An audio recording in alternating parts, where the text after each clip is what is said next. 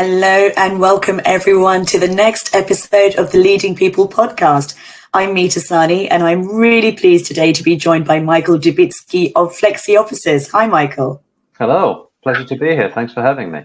Really good to have you here today, and going to be picking your brains. As you know from our chats before the session today, I was explaining the premise of why we do this podcast, and it can not only be a peer-to-peer group informational tool, but also it's insightful for people who are looking at business leaders and thinking about their journey and whether what we talk about today resonates with them. Mm-hmm. Yeah, no, absolutely. So happy to be as malleable as I can be on the topic. So you fire away and I'll do my best.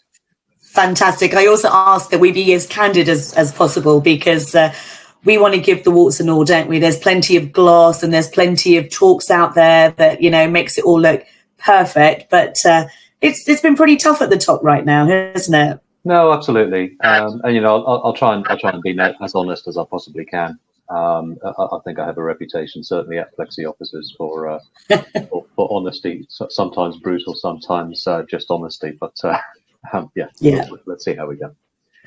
Good. Well, that's all we ask, and I really appreciate your time. So Michael, you have been a business leader for many years and part of the Flexi Offices group for I see over 17 years. Mm-hmm. Did you start out when you were young, when you were at school? Were you thinking about what do I want to be when I grow up? And was there a moment when you thought, well, I'm going to be a leader, not an employee? No, I don't think it was ever as linear as that. I guess, when I was younger, I had aspirations to be successful, but there was no real plan behind it. And I think most people set up on their journeys to say, oh, I'm going to make $1 million or whatever. And then they, do their best trying to navigate those turbulent waters. So no, I never saw myself as particularly, I'm going to be running a company, I'm going to be doing this, I'm going to be doing that. There was this vague idea of success, but I had no idea how I was going to get there. And it's quite interesting, isn't it? Because often when you see these glossy histories of people who've made it, they manage to tell you a story where they had a moment that was their moment. But often it is more of a trickle and more of a feeling rather than a definitive moment in time. Yeah. What would you say were the influences around you? Were there people? Were there programs? I remember being young and watching things like LA Law, and what was it for you that made you want success? Well, I think for me it was more of because I was born in Poland, so I emigrated to the UK when I was 12, and I think there was always this. We lived in reasonably low-level accommodation, so council housing and all the rest of it. And I think there was some, innate desire to be better than what we were. As when I was growing up, I wanted to do better. I wanted to provide more. It sounds like a cliche, but I guess that's the sort of originator of the driving force behind my will to succeed, if you like. But beyond that, I didn't really get to a state of mind where I really wanted to advance until several years into my time with Flexi Offices, which is sort of I started with Flexi 2004, so I was 24, right? And it wasn't really up until I was 30 that I thought actually this is the place for me, and I'm really going to make a success of it and drive things forward. I think a lot of people, the period of sort of between your 20s and your 30s is, in my mind, the period of time where people struggle most with motivation and responsibility and maturity, and they're not, all these things are churning around and then being told, like, oh, you've got to be like the guy at Goldman Sachs that's earning $24 million, and you've got to do that. And when you're that age, with so many competing voices, you've got no idea which one is right, and it takes time to really find the right journey. That's really interesting, actually, because I've never really thought of it that way. But in that decade from 20 to 30 is as you said, is not only the voices, but just the external expectations that society, possibly familial requirements, partners, all of these things coming at people, but they don't always necessarily have the perspective or experience or wisdom to make the right decisions as well. So I think it's never really an looked at it important that way. perspective for people in positions of leadership. I think it's easy to forget, and I've always tried to be very conscious of remembering what I had to go through in that period of confusion and difficulty. Now that I'm in the position that I'm in, I'm always mindful of the fact that people that work for me or people that I speak to in general that are in that difficult period, they're going through a lot, and you've got to be mindful of that and tailor the way you communicate and the way you try and offer advice, and not fall into this trap of just being the sort of do what I say, not what I do type of thing. Yeah. So to lead people along and inspire them. I guess that's the basic that's the very basic interpretation of leadership. I guess. Yeah. There's so many facets to it, but I think having the I don't know if you call it humility, but having the awareness of the fact that people are going through the same stuff you went through, and not expecting them to find it easy now that you're on the other side. There's the cliched saying of, if you manage to make it to the top floor, make sure you send the lift back down. I love that. And how do you do that? How do you do that at Flexi offices? Well, it's interesting because my perceived persona within Flexi offices is, I guess, the sort of the harder of the three directors. The sort of more authoritarian, if you like, but only insofar as I'm honest. I get, if I see something wrong or if I want to give somebody advice that's not necessarily going to be something they want to hear, I will just say it. And sometimes it works and sometimes it doesn't. But I do feel that honesty is the best policy, and if I need to say to someone, look, you're looking at this wrong because you're not thinking from the perspective of, okay, is this, is it right for me personally, but is it right for me professionally? You have to think about both. Yeah. Well, that's very insightful, because so many business leaders, as you said, don't send the lift back down. And if we're looking at this environment of not only growing your own world professionally, but giving back to people that you want to create a succession plan for in your organization, that's only going to make it more successful. How can you impart that unless you have an environment of coaching, of directing, depending on the individual, depending on what stage they're at?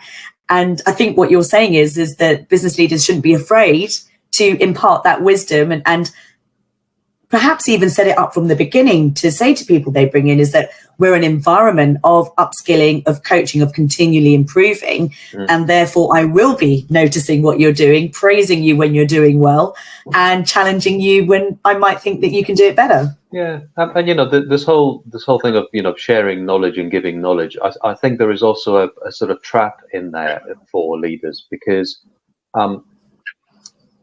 leading people can be quite a lonely place. You don't get you rarely get the sort of validation of your efforts that you think is deserved. So, and I think you need that perspective to say that, okay, let's say you make a plan for, so over the last few weeks, I've made a plan for every Friday, because it's quieter, I'll send out a piece of knowledge, a body of work, whether it's a summary of my thoughts on the market, or whether it's an interesting report or something that I think will benefit people. And most leaders will be forgiven for thinking that they will then get lots and lots of praise and lots of, oh, this is fantastic, aren't you amazing? That's not how it works. Most of the time, leadership is about doing what you think is the right thing, but not necessarily saying much by way of thanks. So you have to be quite strong in your own mind to know that you're trying to do the right thing. But just because people aren't falling over each other to thank you for it doesn't mean it's not the right thing to do. Yeah. And where do you get your reflection and coaching and appreciation, if you like? Where do you go for that? Well, it's important to build a sort of a group of people and add to it as often as possible that you can go to I call it make confession. It's the best way I can think about it. It's, so Yeah. I mean, there's one person within my company, which is my ops director, Emma. I'm sure she won't mind me mentioning it, but she is my in-company priest, if that makes sense. So I go to her to unburden and unload, and just generally when I'm frustrated, I know that she can be there to listen, and sometimes just listen. But it's also important to have those people outside of your company. So, I've got and it's usually a very small group. This is the other thing that people don't realize, in the world of sort of social media, and, I try to be active on LinkedIn and all this sort of stuff. But the reality is that I've only got maybe 3-4 people that I talk to about my issues and my problems. And expanding that is quite hard because it takes a long time to build up a level of trust with somebody else to actually open up about issues that are intensely private and very stressful, all that sort of stuff. But it helps. Yeah, absolutely. And I think, what you've mentioned there about having people not only internally, but having people externally as well. It's so important because so many business leaders think they're expected to have it all and know it all and are this, I don't remember what phrase you used just before we pressed go live, but what's expected from a business leader being the all-knowing, the all-seeing, but we're not, are we? I mean, we're human, we make mistakes, but the responsibility of those mistakes is huge. So, it's really good advice. That's the real differentiator. It's the fact that the buck stops with you. That's the real stressor. I'm very fond of always saying to people that, because they say, oh, well, you've been doing this for 17 years, don't you know it? You always appear so calm and assured and all that sort of stuff. Yeah. Listen, it's like, it's like the duck analogy, right? Everything seems calm above the water. Yeah. But underneath the water, I'm paddling furiously, trying to figure out how to get to that distant point, whatever that point might be. And, similarly with, like with Joe and like with Emma and like with other people,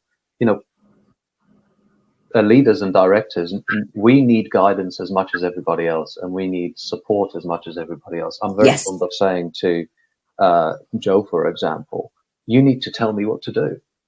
Tell me where to go, what to click, what the expectations are, because without that, I'm cast adrift. And often business leaders are great at bringing people together who have different perspectives, and it's important for, as you've said with your team, for them to know that their perspectives are valued and necessary, because one person cannot see every dimension of an environment, of a sector, of an organization. And as much as businesses aren't a democracy, that we can collectively pull together everyone's perspective, and that's the decision making, I guess, capacity of the leader, is to cut through all of it and establish which one is the right one based on that helicopter view, isn't it? Yeah, and again, it's I think there are fine lines and balances in all of these things. I think the one in particular that I think always comes back to me is when you're asking staff about just open-ended ideas. What could we do better as a business is a classic one. And you either get no responses at all, or you get lots of responses. But when you do get lots of responses, it's very important to effectively communicate the fact that all these ideas are welcome, but not all of them will come to fruition. And the ones that do will come to fruition over a period of time that may be longer than people expect. I think there is a danger in opening up, to just all and sundry, without managing expectations, and that's what this is all about. And I think that this is true in life and personal relationships and business. You have to manage expectations. Unless you do, people will make their own assumptions about indeed, and then they'll be upset when it doesn't happen the way they want it to. So clarity of communication is everything, isn't it? Yeah. Sure. And how have you managed that in this pandemic? You know, we're coming up to a year. I can't believe I'm saying that. But what would you say about the last 12 months for Flexi and coming out of this? Well, it's been, look, the whole journey's been tough. And,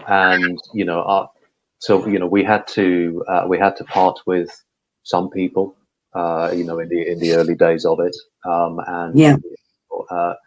Obviously, we've made heavy use of furlough the same way as most companies have. And as a result of that, there's been, an organic parting with a few other people that sort of, went by the wayside because we couldn't bring them back and they found something better. It's all. Yeah. But it is hard. It's hard to maintain a positive, upbeat environment. I mean, I'll give a shout out to James Harrop. He's a sales director at Flexi offices. Right. I don't know whether I should say this, but I internally call him Tigger because he's just so full of energy.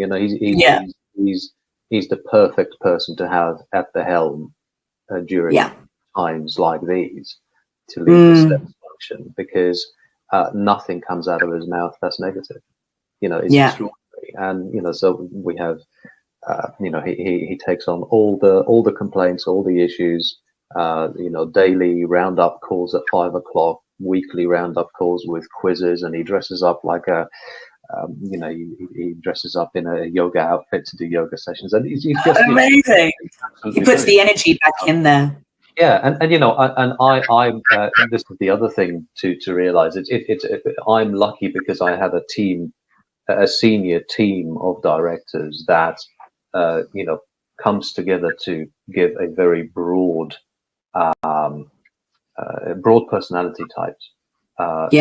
So I wouldldn't be able to do what James does. No. So I'm eternally grateful for him being there, because without him, I wouldn't know how on earth to navigate the difficulties of COVID and team motivation and that whole message and all that sort of stuff, because I just approach things differently. And that's really interesting, again, because again, as a business leader, we often feel that we have to know it all. As we said, the all knowing, the all seeing, but actually, it's really important to work on oneself, to know one's strengths, and then bring in the people who will enhance what the business requires, because we can't be the best at everything. Yeah. We're lucky at Flexi because there's a team of 4 directors, myself, James, Geraint, the MD, and Emma, the ops director. Between us, there is a fantastic dynamic that covers a lot of aspects of day-to-day, business and life. But that would be my advice too, because most company leaders, especially smaller companies, there's only one person. That's it.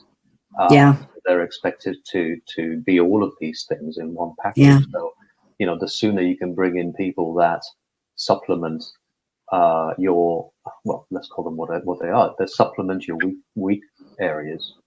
And that's the other thing. Everyone has weaknesses. Everyone has. Just because I happen to be at running a company doesn't mean I'm not human. I'm just the same as everybody else. It's just that I've got XYZ number of years of experience to draw on. And just a much broader overview of what happens in business. And you have a weakness. It's not that you are a weakness. It's a very clear differentiation, and it's having that confidence of knowing who, as you said, surrounding yourself with the right people. Well, it sounds like that for you, Michael, the pandemic has actually strengthened you all, because you've been able to see the value of your team, of your people, and you've really had to look probably quite critically at who's in your world and have you make those choices. Do you think the pandemic has brought any behaviors in your leadership team that you think you'll keep? I know for us, really being critical and moving quickly on things that aren't working has the pandemic made us do that, but actually we probably could have done that better before. Like, what would you say for you are the lessons learned for Flexi offices in this time, and that you'll take forward? I think we're lucky in that even before the pandemic, I think we've always had an environment that's been valued by our employees, but for better or for worse. I mean, we've been through periods of time where our approach to work has been so far into the realm of fun, as opposed to work. That a lot of the time we just went way too far with sort of nights out and all the non-worky stuff. So I think what we did it pay back though? Did it pay back, or was it a little bit? Look, I think it's a double-edged sword in terms of perception from the outside. I think most people that have either worked or have worked for flexi offices at any point in time will agree that it's an amazing place to work. Now, how that is perceived by others from the outside, that's where things vary, because you get either isn't flexi offices amazing? All their people are such good fun, and aren't they a laugh, and all that sort of stuff. And you get the other side, which is a bit more cynical and critical, and saying, well, all they do is go out and party and have a laugh. How can they be a serious outfit? And I get both points. I think our journey towards becoming a more professional company started before COVID. I think we've managed to make giant strides into increasing efficiencies, strengthening more positive business critical behaviors amongst our staff. I think the last year has really really matured everybody. And I think it's for a lot of companies, raising staff to a greater level of maturity and understanding about a business. That's like the utopia of challenges. Whereas actually, what the pandemic's done is it's made everybody realize, wow, this is this really matters. That this isn't just a job and a jolly. This counts. And I think the collective approach to to job security and the seriousness of what a job means and all of this sort of stuff. The appreciation of what they have with you. I mean, it sounds like what you're talking about here is culture, and having a culture that's aligned to the objectives of the organization, and making sure everyone understands what the objectives are, and then the behaviors and values that everyone encompasses to get there together. Yeah, absolutely. But again, communicating that journey is difficult, because, and I've said this. I said this on another recording, that communicating the goals of the company. So we went through a rebrand recently, where we put in different brand values and all that sort of stuff. And to a degree, momentum was sort of scuppered by COVID. But I mentioned on the other recording that it's difficult for us to keep up to speed with all the updates and sharing knowledge and things like that. Not because we want to keep things from people, but because we just forget. And this is the challenge, isn't it? This is absolutely. Is this part of being remote? Because have you all been remote throughout lockdown? Yeah, pretty much. I mean, we had a small period of time, sort of during late August, early September, when people were coming into the office. But since then we've all been remote. I mean, we were quite lucky because we had all the remote desktops and soft phones set up already before COVID, which was you were structured for remote working. So we didn't actually have any downtime. We could just crack on. Well, your organization is at the rock face, if you like, because what you do is you help people find office space. And so I guess I'm going to ask you from both perspectives, one as a business leader, but also as being in the sector of office space. What do you think is going to happen, and how are you approaching this new way of working coming out of the pandemic? Wow. How long have we got? I think I'll answer that from two perspectives. One, to give you a sort of microcosm of what we do. And then perhaps talk about what's happening, out there in the press and all these. Because war of words is just starting in terms of.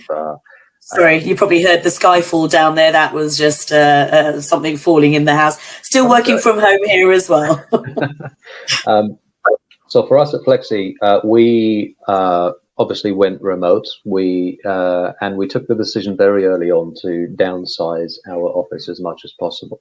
So we Okay. very early decided that we would have a smaller space and probably rotate shift patterns as opposed to Yes. all coming back to the office full time. Yeah.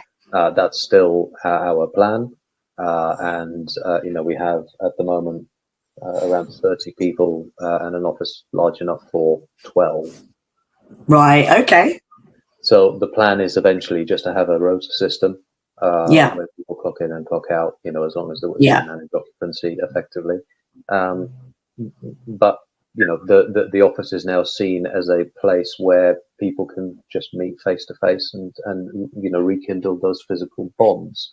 Yeah. It doesn't have to be the primary place of work for everyone all of the time. And do you think that will stay going forward? Well, our plan is to keep it that way. Okay. I think we do have physical connections to customers in that where when an inquiry for office space wants to view in London and is above a certain size, we will personally attend the viewings with them. So in that respect, once things get busy, more people will have to be making the journey into London to accompany clients on viewings. But there's no as needed. Yeah. away from that. But apart from that, we do not see from a tech perspective or a logistical perspective, there's no reason for our people not to have the choice to work from home if they want to. Yeah. And that's the thing. It's about the choice. And but on a more global level, there's I'm sure everyone's picked up recently on Goldman Sachs saying that working from home is an everyone back in. Yeah. And I'm sure it was a very carefully selected phrase because it's generated so much headline space and so much buzz. But then you've got HSBC and Lloyd's and Aviva recently said that it's reducing its space in London by 500,000 square feet. Yeah. So I do think there will be a drive towards the reduction of overall footprint by major companies. But we have to remember that these major companies, when you look at the sheer scale, I mean, was it 750,000 companies in the UK made use of furlough? Well, okay, how many of those are less than 20 people? And I really think that when you look at the proportion of the workforce out there that's employed by these giant behemoths, well, that's only a tiny fraction. So what is the man in the street, if you want to describe a traditional company? What are they doing? Well, most of them will be doing the same thing as we're doing. So you're going from an office for 50 people to an office for 20. And I do think there will be a massive push towards much greater flexibility of office space. And I guess, look, I do think we're because we deal specifically with serviced offices or flex space. You can sign up for 1 month, 3 months, 12 months, whatever, and everything's included. I do think that our niche of the marketplace will explode. And this isn't because I want to hype my sector. It's just a logical extension of a lower risk appetite in terms of exposing yourself to 10-year contracts and flexibility demanded by staff.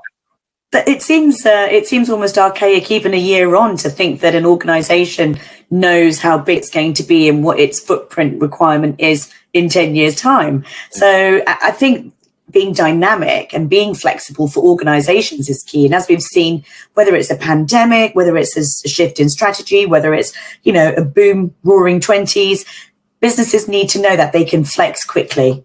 And I think that whether it's the regular organization or, the bigger ones, ultimately what's going to happen, in my opinion, and the conversations I've had, is that the more flexible overheads are and the less committed, the more organizations can actually put their headspace into how they add value and deliver on that. So it's channeling resources to what actually counts. And I'm excited. Company objectives in terms of being able to change trajectory quickly, expenditure, well, after wages, property is going to be the second largest one a lot of the time. So if you've got a liability that ties you in for the next 10 years, you're Yeah. not exactly going to be quick to maneuver. No. If you need to double your workforce or halve Yeah. your workforce or whatever it might be. Yeah.